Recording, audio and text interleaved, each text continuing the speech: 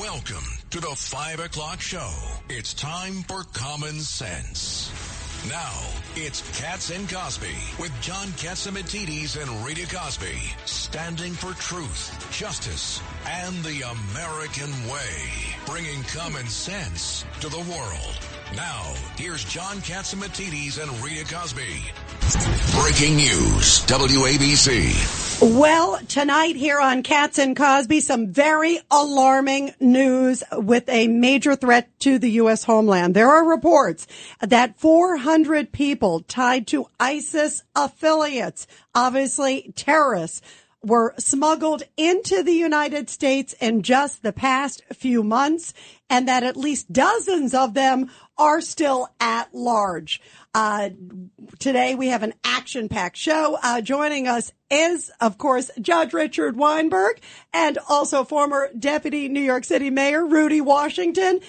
John is going to be joining us. He is in Buffalo along with Governor George Pataki. Judge Weinberg, this is frightening, and it comes on the heels, of course, as Mayorkas at the border saying everything's is just fine. By the way, this is happening in a place called Normandy, Texas. And so what we're having, Rita, is we're having another Normandy invasion, but this time it's by the bad guys, not by the good guys. This is very scary stuff. There are about 50 people that, unaccounted for, have disappeared into the United States borders. What are they going to do, God forbid, if there's another terrorist attack and kills hundreds or thousands of Americans? What are they going to say then? Everything is just fine? Ignore that too? You know what's amazing, Rudy Washington, is also you listen to Mayorkas.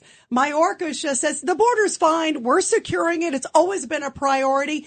I have seen border officials. And by the way, later on, we're going to be talking to former ICE director Tom Homan in the show. I have never seen Tom Homan in all the years I've known him so steaming mad as listening to Mayorkas today, who seemed to be unconcerned about our U.S. border, seems to not care. One of the issues we're going to talk with John and also Governor Pataki about when they join us later in the show is the northern border, because that's a big issue too. But as Judge Weinberg talks about Normandy, Texas, you got 400 ISIS guys coming through, and he's like, no big deal. Doesn't seem concerned. Well, Rita, I can't listen to him because, my blood boils. Yeah, Mayorkas, yeah. Last week I said, the Chinese have stood up an army in our country.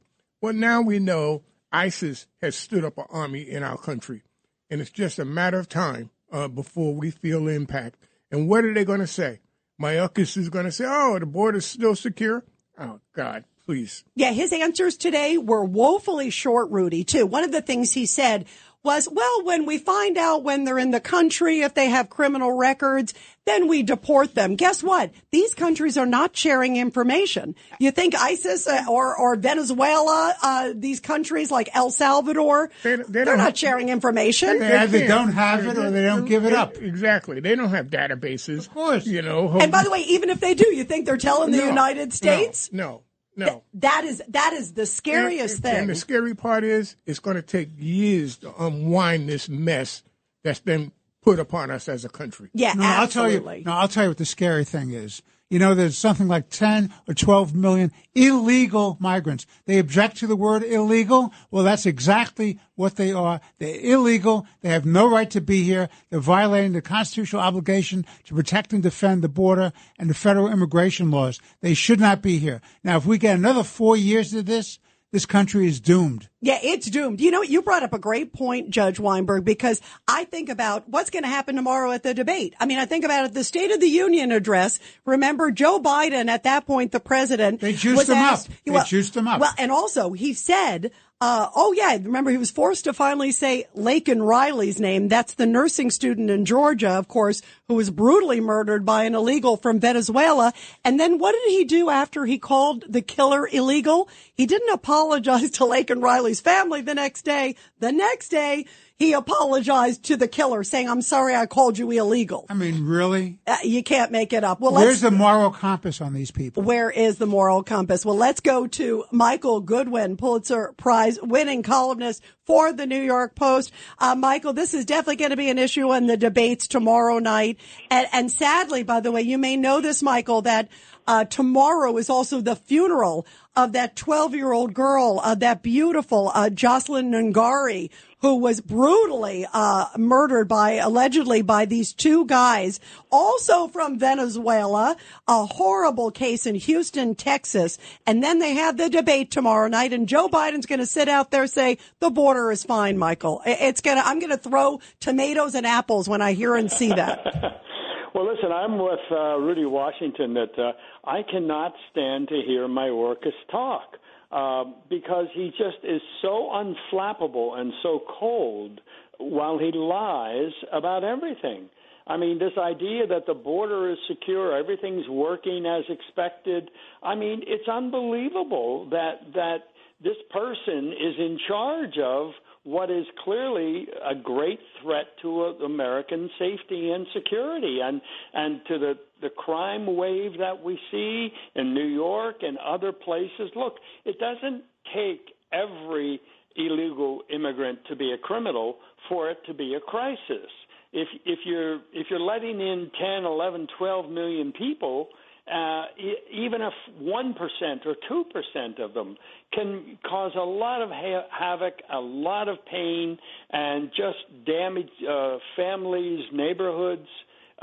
So this idea that somehow everything is fine because if they have a criminal record, we deport them, well, how would we know if they have a criminal record, as you guys were just discussing?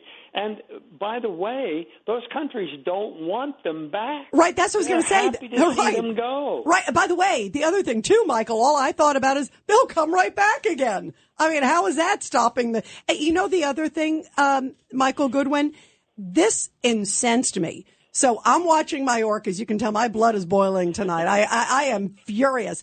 I'm watching Mayorkas today. And then he says, he's asked repeatedly, there were a lot of reporters asking similar questions because it's so obvious, all of these horrible crimes of late by illegal migrants. So he's asked, doesn't the Biden administration bear some responsibility? I mean, it's the policies that have created this wide open border with the 10 million plus that you're talking about. And he, with a straight face, says the only person responsible are the criminals. Those are the ones responsible. Next question. Can you imagine that with a straight face to the American public, Michael Goodwin? Well, that's why he makes me nuts. Because he doesn't move. Only his mouth moves, right? His head doesn't move. His body doesn't move. He just sits there and says the most outrageous things as though they're normal. And sadly, what they have done is normalize a catastrophe. And now, you know, why is that not enough for the public, 90% of the public to say, not voting for Joe Biden? Well, that's it. Michael. On that issue alone, he has disqualified himself. Therefore, I'm not voting. Why is the public still considering Joe Biden as a responsible candidate for 4 more years? Yeah, I can't imagine another 4 years in this country of this kind of open border and recklessness. I agree. Judge Weinberg. Michael, I think you're exactly right. And, you know, you can't look at Mayorkas and listen to him. I can't. But I can't listen to or watch Biden because I think, you know, every time I say, well, the worst president of my lifetime, it started off with Carter, then it moved to Obama, and now it's Biden. But this is so dangerous for our country, and there's no shame. These people will say or do anything. How do you hold Biden to account in November, and how does Trump confront him tomorrow night with a gag order, by the way, foisted around him? Yeah, look, I completely agree. It is, to me, the biggest problem in the country, and as I think Rudy said, it's going to be a problem for a very long time. You know, Trump himself has said that a mass deportation is what he wants to do, but he's also acknowledged it will be very difficult to carry out, that the first time there's a family involved, the media will go crazy and AOC will wear white and cry, and the country will say, oh, can't we have a heart? I mean, they're coming in such numbers that no, I'm sorry, we can't have a heart, because they have overwhelmed our society and our system, and they have exposed us to great danger, both on the terrorism front, which was inevitable all along, and just on the criminal side of things, and the vast cost of housing, educating, medical care, transportation, food. I mean, there was a time when to be an immigrant in the United States, you needed either to be self-supporting or you needed a sponsor who would be responsible for you. You were not coming here to be a ward of the state. All of these people are wards of the state.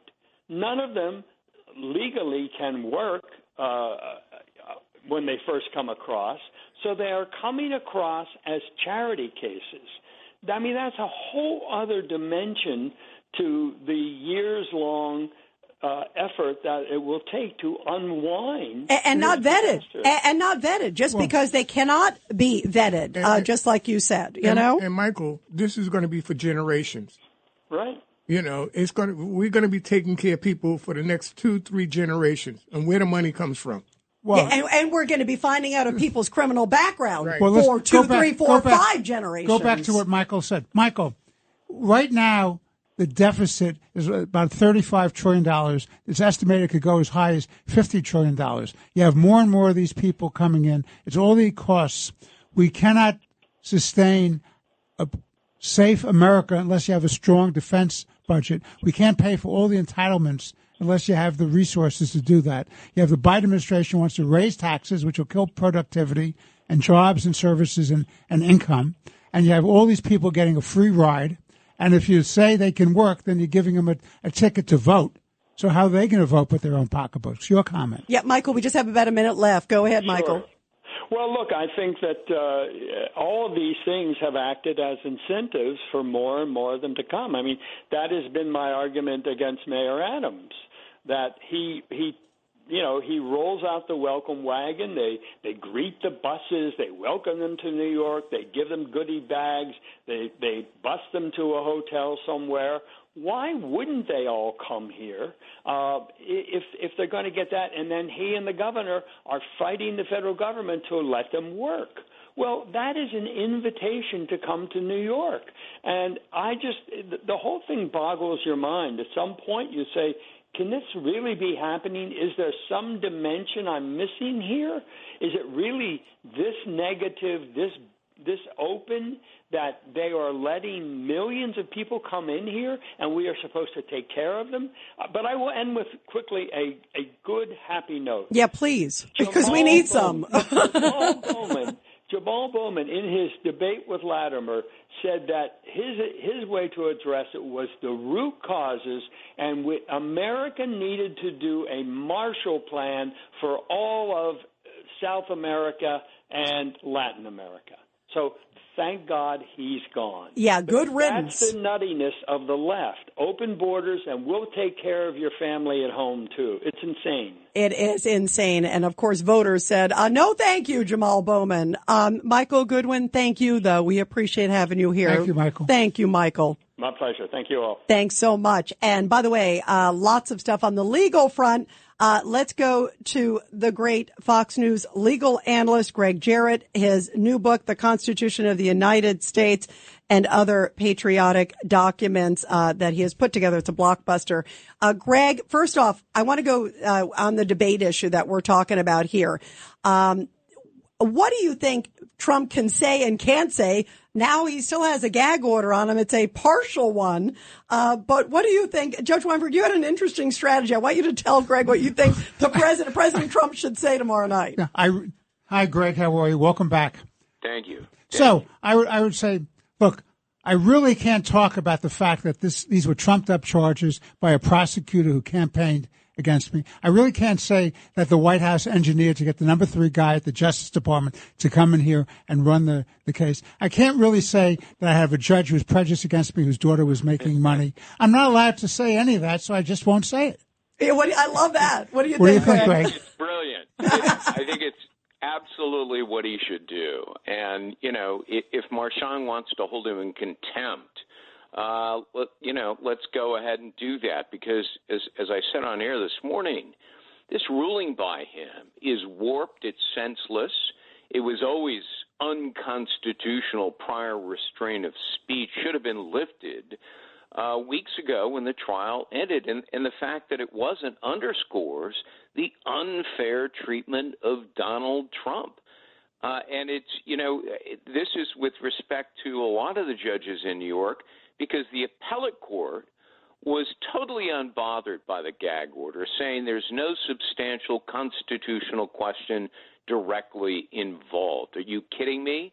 There's that pesky little document called the First Amendment, and silencing a presidential candidate violates Trump's free speech rights, but importantly, the rights of listeners, the American public, who have a protected right to hear political speech, especially in the months before a presidential election. Yeah, it's amazing. By the way, another issue I want to get into with you is that they're stepping up efforts, it looks like on the Republican side, like the House Judiciary Committee, saying that they may now hold Joe Biden's ghostwriter in contempt of Congress. There's also efforts by Anna Paulina Luna, Republican of Florida, talking about stepping up efforts against Garland, because neither one of them are turning over any of the information. Remember, on the classified documents case, here they're beefing up stuff against Trump, and yet on the classified documents stuff tied to Biden, where they found he was a feeble, well-meaning, elderly old man, that whole thing, that they couldn't prosecute him, they still won't release the transcripts, Greg. What can be done? They won't release the tape. Yeah, they won't release the tape? The tape. And the whole point the is audio. you want to listen to the tape because that tells you the real deal. Yeah, and by the way, the ghostwriter has other material apparently that they believe could be relevant, and somehow the ghostwriter of Joe Biden is unavailable for Congress too. Yeah, I mean, the ghostwriter should be held in contempt, in my judgment, because what is so offensive here is that when he learned that there was a special counsel investigation, what did he do with his tapes that he recorded with Joe Biden? He deleted some of them. Now, the last time I checked, that's obstruction of justice. But he's still refusing to turn over other documents, including audio and video recordings, as well as his notes. And it's important because according to Robert Hur's report, Joe Biden was relying on notebooks he took illegally in violation of the law containing classified information at the top secret level. And yet, he was never prosecuted because he's incompetent. I mean, that's basically what Hur was saying. But I guess it's perfectly competent to be president. You just can't stand trial because you're too old and you have a poor memory. Yeah, it is amazing. Before we let you go to the Supreme Court leak, which I'm calling it the second leak today, Greg Jarrett, Rudy, we were talking about this earlier. Do you believe in coincidences? The second time it's tied to abortion, somehow somebody accidentally hits the button and it comes up online again, and it's a ruling. They haven't put it out yet, but it allows for emergency abortions in the state of Idaho. Rudy Washington, believe in coincidences? Well, no, I was saying to Rita that the coincidence is it's the same topic. It's not the hush case is not immunity. It's the same topic, abortion. And they still haven't caught the other person, remember, who leaked it last time, 2 years ago. Nobody was held accountable. Well, that's because the Chief Justice didn't want to hold somebody accountable. He wanted it all to go away because it besmirched the good name and integrity of the nation's highest court, and frankly, that's all Roberts cares about. Because he's the chief and he views it as, a threat against him. So, this was no coincidence. Same topic. It was done deliberately to gin up outrage. Yeah, no question about it. Well, Greg Jarrett, thank you very, very much. Great to have you. And I agree. I don't think any of us believe in coincidences. And Greg, you wrote a really great column. Make sure everybody checks it out on Fox News about the warped and senseless gag order. Check it out, everybody. Greg, thank you. Thank you, Greg. So much. My pleasure. We love having you. And everybody, we were talking about Jamal Bowman, good riddance, Jamal Bowman. Well, the guy who beat him last night, Westchester County Executive George Latimer, joins us next on Katz and Cosby. A common sense recap of the day's biggest stories. It's John Katzimatidis and Rita Cosby. Katz and Cosby on 77 WABC. And we are back here on Katz and Cosby. John Katzimatidis is going to join us in a little bit. Also, along with former New York Governor George Pataki. They are in Buffalo, and they're going to tell us about some big stuff coming up in just a few minutes. We also have Congresswoman Nicole Malliotakis, and we've been talking a lot about the border and security. Former ICE Director Tom Homan is going to join us as well. Well, the big, huge primary that took place last night, and it was the most expensive House race ever in American history. So much at stake. And Jamal Bowman, famous for pulling the fire alarm on Capitol Hill and many anti-Semitic comments and other things, well, he got the boot. Thank goodness. So common sense prevailed. And the winner of the big primary is someone who has now a 100% batting average. I think any baseball team would love to have that kind of a person. Is Westchester County Executive George Latimer, who joins us now on Katz and Cosby. We continue also with former Deputy Mayor Rudy Washington and Judge Weinberg with me here in studio. George, congratulations on the big win. Thank you, Rita. I appreciate it. It's nice to be the day after because it was a very tough race, but I didn't have to do a suburban train station this morning, so I'm very happy. What do you attribute your big win to? You know, I think I've been rooted in the community for a long time, 30 years plus. And when you're rooted in the community, you deal with people in an everyday setting. So, you know, when my opponent, the incumbent, started to say all these things about me and they weren't true, they didn't stick because people know you. They've dealt with you. They've talked to you. I've been very bipartisan up here in Westchester. We've done a lot of things that some people might consider liberal and some things conservative. And that balance, I think, works in Westchester. And I think all of that contributed to a good result yesterday. Yeah, big result. Rudy Washington. I just want to say, George, I'm the Republican in the room, but I want to congratulate you, you know, for your hard work and the stance that you've taken in the past and hopefully in the future. And couldn't happen to a better person. Wow. Well, I appreciate that, Rudy, and I'll try to, you know, live up to just working hard. I'm going to Washington. I've got a lot to learn. I admit it. This summer, I'm going to be spending time reading and talking to people about education issues and environment issues and foreign policy because I don't want to walk down there, you know, just somebody hands me an agenda and say, vote for this.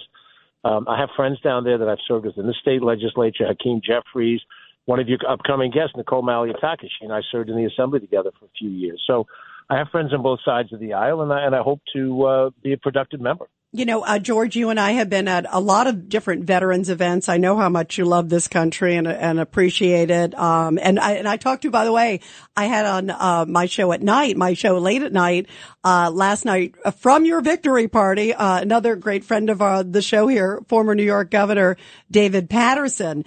What do you attribute the win to? And also just obviously clearly a resounding no to Jamal Bowman. I mean, a lot of people are seeing this as like sort of the extreme rejection because he is a member of the squad. I brought up, you know, the fire alarm, but more importantly, some of the other things that he said, which I was, you know, George, you were very clear in your support of Israel and your resounding just anger and frustration of some of the anti-Semitism and some of the comments that Jamal Bowman made. I've just found really distasteful. I'm not Jewish, but my father grew up outside the Warsaw Ghetto, and when I hear some of the rhetoric coming from the quote so-called squad, it was very offensive. What do you attribute some of that to? And even Governor Patterson said last night he really was angry that Jamal Bowman was playing the race card at the end too. He took some swipes at you, and he said it was inappropriate. Yeah. Yeah. One of the things that you've touched on, Rita, and of course it became the national news story, was the position on what's happening in the Middle East. And I think the position that I've articulated is really the mainstream position that most Democratic and Republican members of the House hold, which is we're a supporter of Israel, we're an ally of Israel. They have a right to exist, and they have a right to exist on defensible borders. Now, that doesn't give Israel a blank check. Nobody gets a blank check in this world. But it does mean that what's pivoted the current circumstances came when Hamas launched a terrorist attack. We've seen terrorism here in the United States. 3,000 people die here and in Washington, D.C., or in the Pentagon, I should say.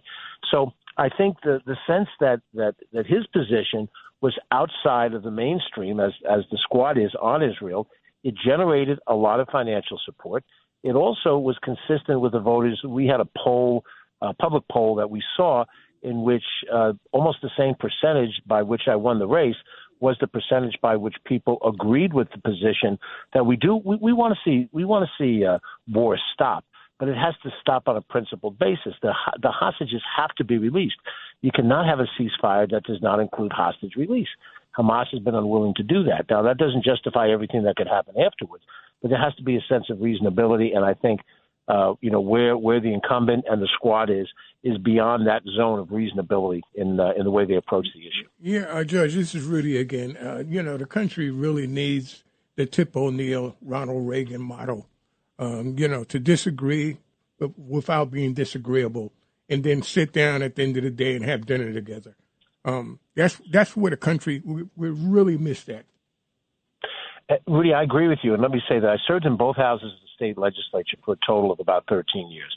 I was a member of the Democratic Assembly when Governor Pataki was governor. Now, I knew the governor beforehand because he was an elected official in Westchester County. We got things done. I got a couple of bills passed as a Democratic Assemblyman that was signed by a Republican governor. When I was in the state Senate, I was in the minority, in the Democratic minority. I got some bills passed. You work through relationships. And let's say we talk for an hour and we disagree on 10 things. We find the two issues that we agree upon. And on the things we agree upon, we work on those issues. And then we have a beer, we talk about the Knicks, or we talk about, our grandkids or something, so that we show that we're human beings, even if we disagree, but we don't have to turn into mortal enemies. We're still Americans at the end of the day, all of us. Absolutely. Well, we wish you so much luck, George. It's really great to have you here. Congrats on a huge win. And I think 99.99999% of America was cheering last night at that win. So bravo to you. Thank you very much, Rita. Rudy, nice to be with you both. Give my regards to the governor and John when they get on. I will. Thank you so much. George Latimer with a huge, huge win last night, kicking out Jamal Bowman of the squad. And now let's go to the other big stories of the day. It's the top news of the day, sponsored by Goya. Here's Rita Cosby. Well, as you heard at the top here on Katz and Cosby, the countdown is on. President Biden and former President Donald Trump are set to face off on the debate stage tomorrow night. Today, Republican House Speaker Mike Johnson told reporters Americans will see a sharp contrast between the two candidates.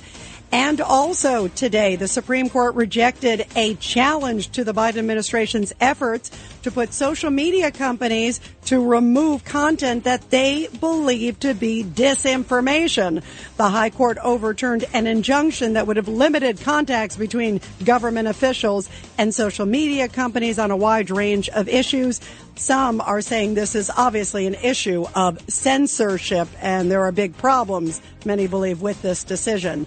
Also, get this, a document that, quote, accidentally posted online appears to show that the Supreme Court is going to protect the right to emergency abortions. That's according to Bloomberg, which obtained the document relating to a pending Idaho abortion case. The Supreme Court saying that is not official information, and they took it offline almost immediately. And we will see what happens. Those are the big other stories of the day.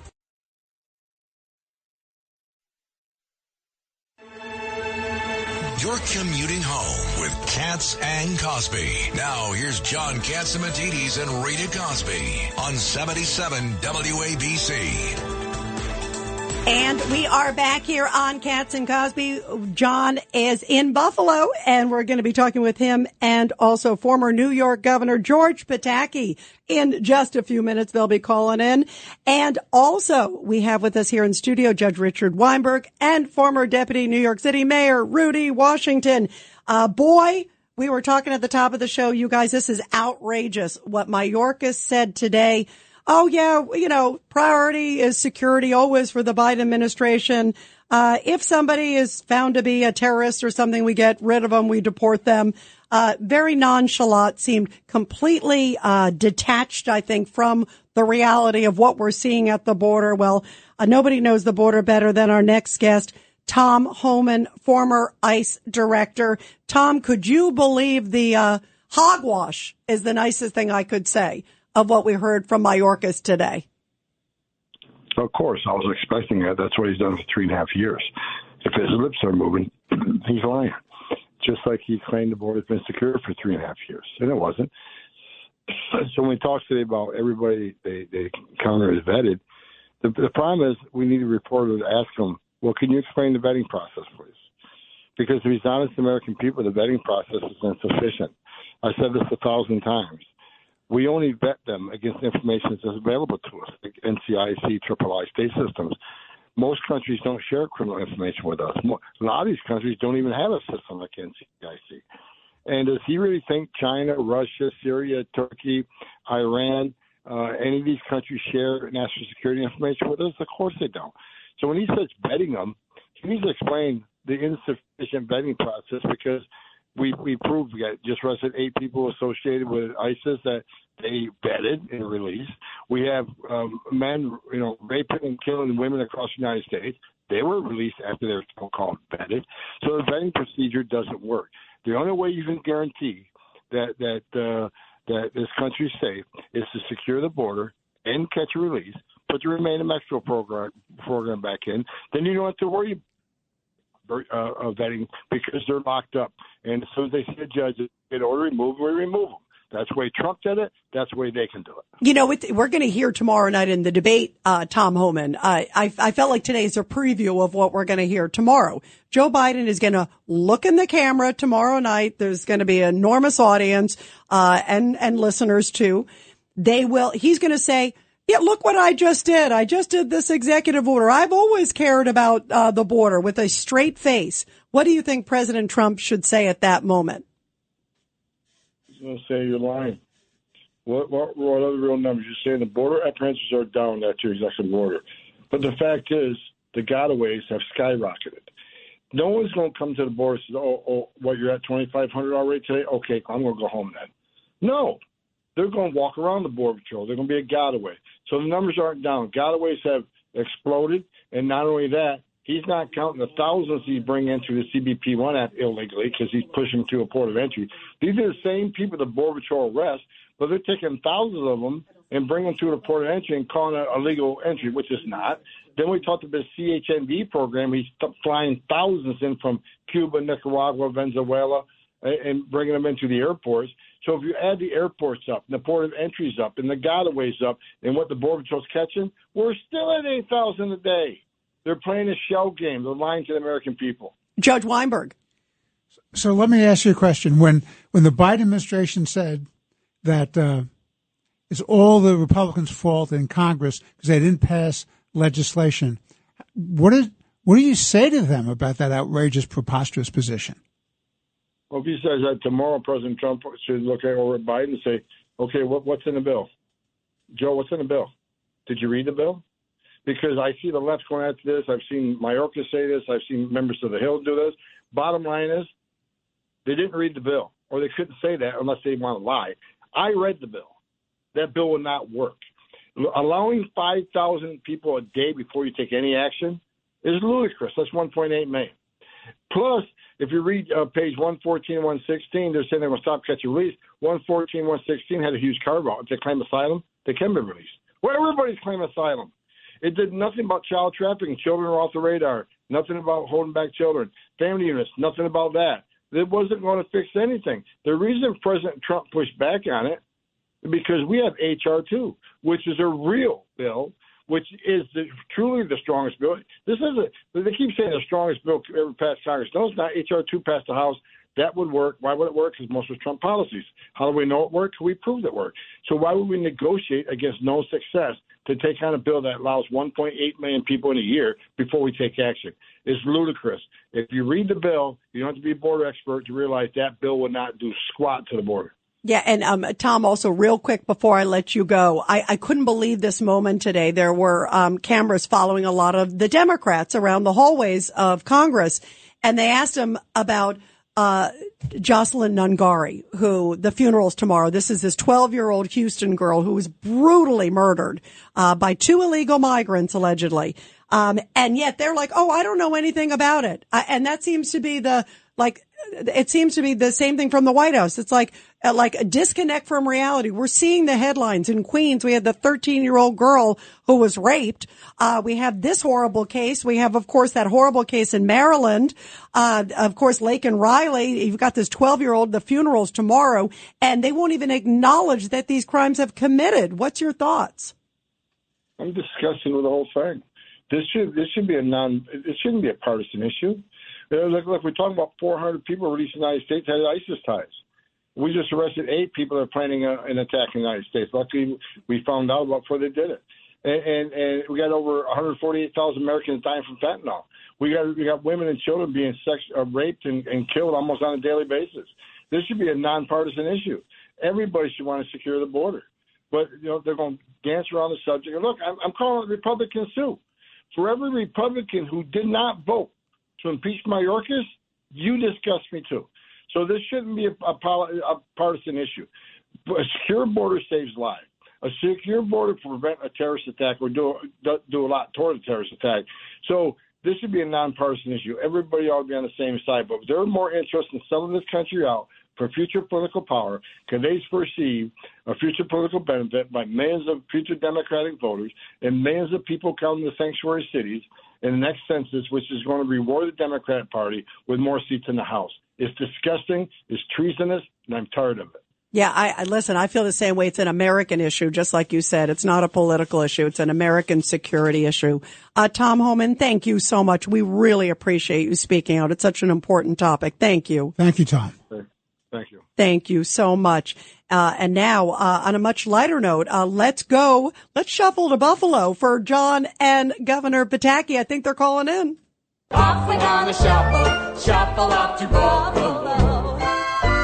And joining us now from Buffalo is John Catsimatidis and also former New York Governor George Pataki. John, we miss you here in the studio. Tell us all about what you're doing in awesome Buffalo. Well, we have a lot of businesses up in the Buffalo area, and we come up once or twice or 3 times a year to meet the people of Buffalo and Rochester and that whole area, Amherst. And, they're hardworking people, and they love America. It's like being in the middle America in Buffalo. And our company is doing everything it can to help the people of Buffalo. We are contributing to different charities in Buffalo. We look forward to it every year. And Margot, who's Polish, is contributing $15,000 to the Polish people of Amherst or Chickanagua. Yes, oh wow. To help with the festival. Rita, I understand from Brian Russ that you have been the Grand Marshal of the Polish Parade and Festival for 5 times. And Margot looks forward to doing it in person sometime soon. Oh, and my Governor, goodness. What do you think? Yeah, Rita, it's great being on with you. I just love being back in Western New York. I've always loved Buffalo, and people would ask me, what's your favorite part of the state? And I'd say Buffalo, and they'd say, you're a politician, you're kidding.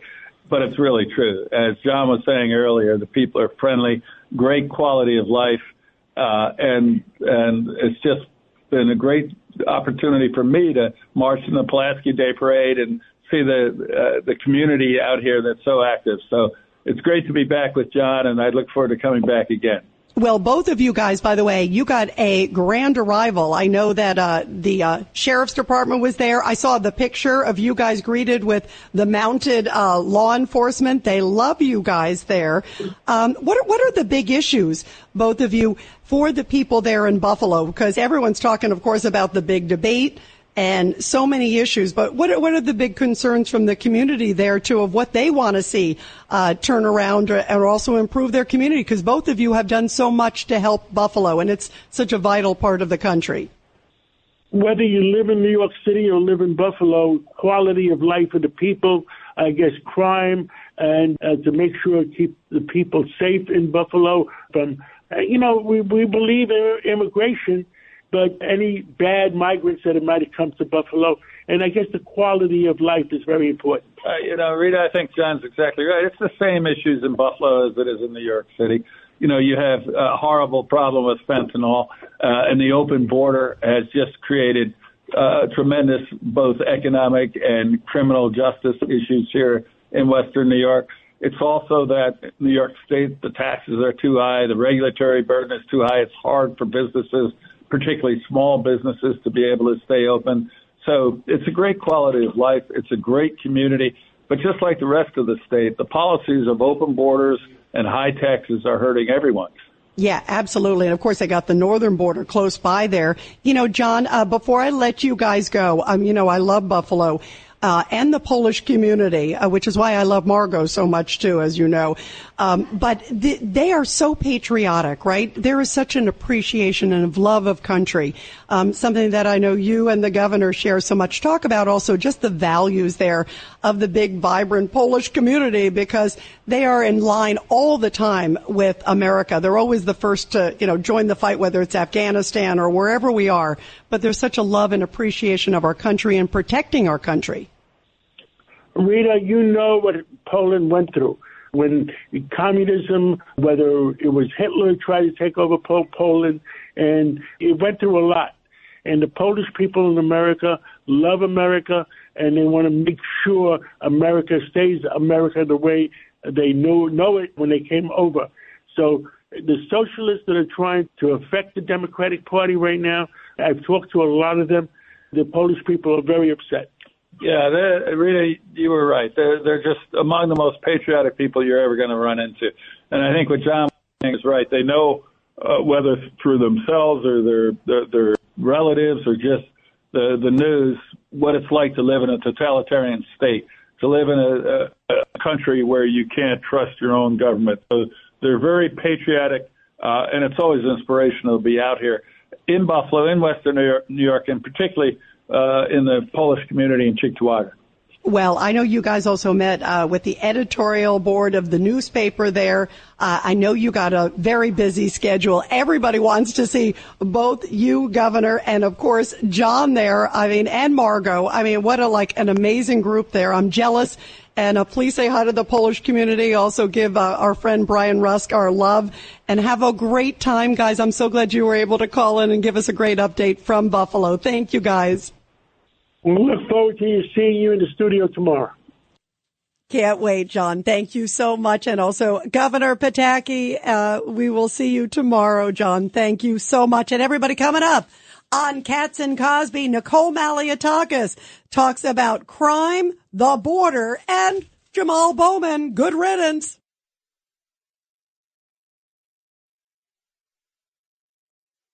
It's a common sense recap of the big stories. It's Katz and Cosby on 77 WABC. And we are back here on Katz and Cosby, and John Catsimatidis in Buffalo, as you just heard, calling in with Governor George Pataki with us here in studio. We continue with Judge Weinberg and also with Rudy Washington. And joining us now is the great Congresswoman from New York, Nicole Malliotakis. Congresswoman, by the way, this just crossing now that bodega owners in New York are going to be adding panic buttons. They're doing a pilot program because crime is so bad. And if you look at the issues that are ahead, we were just talking about Mayorkas at the border, saying essentially what crime, and then you're hearing the streets people who are on the streets are saying we're seeing the crime, whether it's border crime or common crime that's just happening in the stores like bodegas or on the subway. What do you think we're going to hear tomorrow night from the president, as the former president's going to have to do a fact check, a live fact check every 5 seconds, I think? Yeah, look, I think either the Biden administration is completely disconnected with what's actually happening in cities across America as a direct result of their border policy, the 60-plus changes that the president made via executive order, or they're just lying to the American people, telling them that no, crime is not up. No, you're not having difficulty affording food and your mortgage. No, interest rates are not an issue. Inflation is no longer an issue. I mean, that's the reality. Is they want to say certain things and they want the American people to believe what they're saying, even when it defies logic in their every single day experience. And that is why I think people are not trustworthy, do not find this administration to be trustworthy, because everything that comes out of their mouths is the opposite of what Americans are seeing, experiencing, and reading about each and every day. And I'm glad people are seeing that there's a complete disconnect and that the Biden administration has just been completely dishonest. You know, Congresswoman, did you see also Mayorkas, the Homeland Security Secretary, did a big press conference, like they're claiming some victory lap of what a great job they've done at the border. And he actually said, he was asked by a whole bunch of reporters, because there's so many crimes of late, you know, isn't it the policies of the Biden administration to blame for so many people crossing the border, that they can't be vetted? Some of the crimes we've seen, horrible crimes. And he said, quote, only the criminal is to blame. You know, for, like the recent death of the poor girl, that beautiful girl in Texas, or Laken Riley. Like, they are not accepting one shred of responsibility. They're pointing the finger at the GOP, like alternate universe. Yeah, it's ridiculous, because it was the Biden administration's very policies that allowed for these individuals to be released. Remember, border agents stopped them at the border, but they were directed by this administration, their policies, to release these individuals into the interior. That is why these young women, that 12-year-old girl, Jocelyn Nangari from Texas, are not alive today. It was Joe Biden who also granted parole in another situation where a young woman was murdered. And so it is a direct result of their policy. There's no way they can spin this. I mean, if people actually follow what policy these individuals were released on, it traces back to the executive orders of this president, as well as the directives that were put out by Secretary Mayorkas, which is why the House GOP voted to impeach Secretary Mayorkas, because we're so frustrated that they refused to reverse these policies. It's clear as that. I mean, look, they put in place 60 executive orders. They can repeal them today. They choose not to. And so Americans are dying as a result, whether it be by murder, like these poor women that I highlighted today on the House floor in my speech, or by fentanyl because of the drug traffickers that are coming in, or these other victims of crime, like the 13-year-old girl raped in New York City by another illegal immigrant who, again, was caught and released into the interior because of Joe Biden's directives. That's who's to blame. It's his policies. And you know, he could point to the Republicans all they want. Republicans are the ones that are fighting these policies and are demanding that he reverse them. And then when he refused to reverse them, we passed legislation to force him to reverse it. And Chuck Schumer's been sitting on it for over a year. Yeah, well, at least it's a preview of what's going to be tomorrow. It's going to be like your head is going to be spinning. Everyone, we're talking to Congresswoman Nicole Malliotakis. Judge Weinberg. Nicole, it's good to talk to you again. Let me ask you, how important is tomorrow night's debate in terms of the future of this country? Look, it's very important. I hope that they stick to the issues and they don't start trading insults.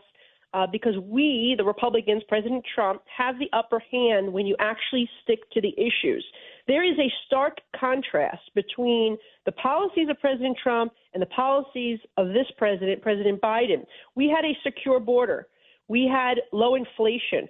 We had low gas prices. We had low interest rates.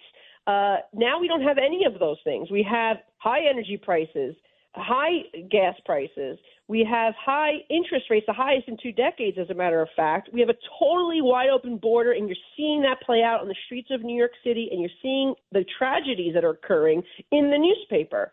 And there is such a stark contrast, not just for the United States. Now imagine the world, right? We have not had a new war started under President Trump. Now we have 2 that we are supporting and are involved in because of President Biden's appeasement of adversaries. We went from peace through strength to appeasement of adversaries. It has made us weak on the world stage, and our allies are suffering as a result, and it's costing taxpayers a lot of money. So what I would say is that if he sticks to the actual issues of where we were under President Trump and where we are now, I think we come out of this ahead, and that should be his goal, is to remind the American people that this doesn't need to be, all right? This inability to afford to put food on the table, to put gas in your car, to get a mortgage, to pay for basic things. By the way, did you see Congresswoman Nicole Maliotakis?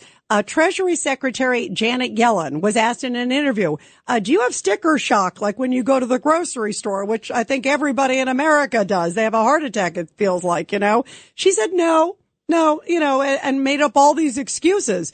It's this sort of tone deafness. Like, I don't know of anybody who doesn't feel it when they go, whether it's to the grocery store or to the gas pump or look, new home sales are plummeting to their lowest level. This, since November, these are enormous issues, especially, for home buyers. How this disconnect, Trump has got to do a really effective job of showing that they are out of touch with what people are feeling and seeing.